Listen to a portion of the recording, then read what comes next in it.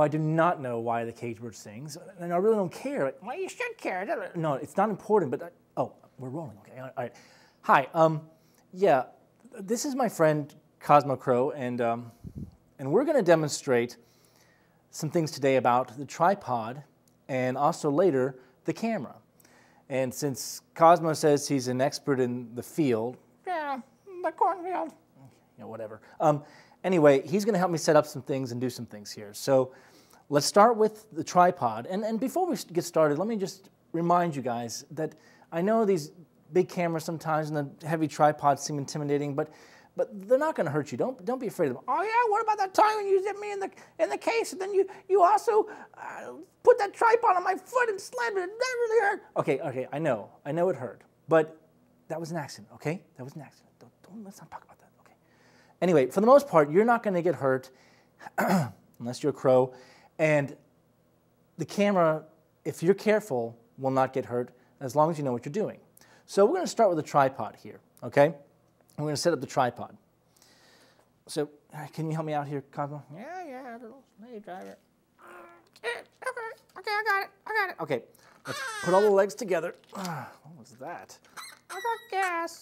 Oh, great. That's all we need. Okay, keep your legs together and start with the lower levels and extend them all out and then lock them down. Cosmo. Okay, and then you normally want to bring the tripod head basically to the level of your chin. Unless you're shooting somebody that's sitting down, then you want to bring it to their level, about their chin height. Usually if they're sitting down, you don't have to extend the legs very far at all. Okay, Cosmo, behave now. Okay, so I'm going to bring this down just a little bit.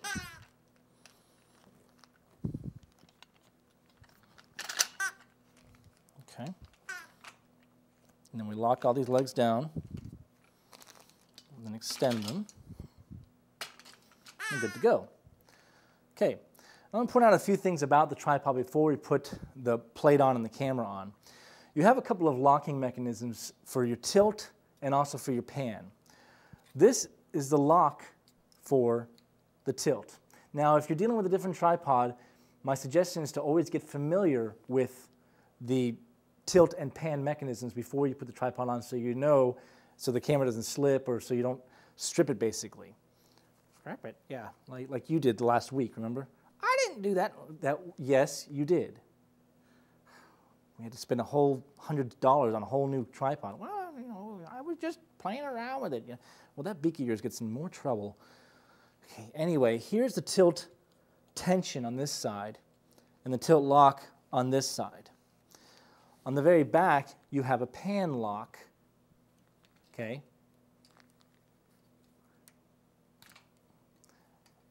And some of these have underneath pan tension right here, where you can adjust the tension of the pan. Now, you do want to make sure that you, again, make sure these are unlocked before you make any camera movements so that, as Cosmo Crow did, you don't strip the mechanism.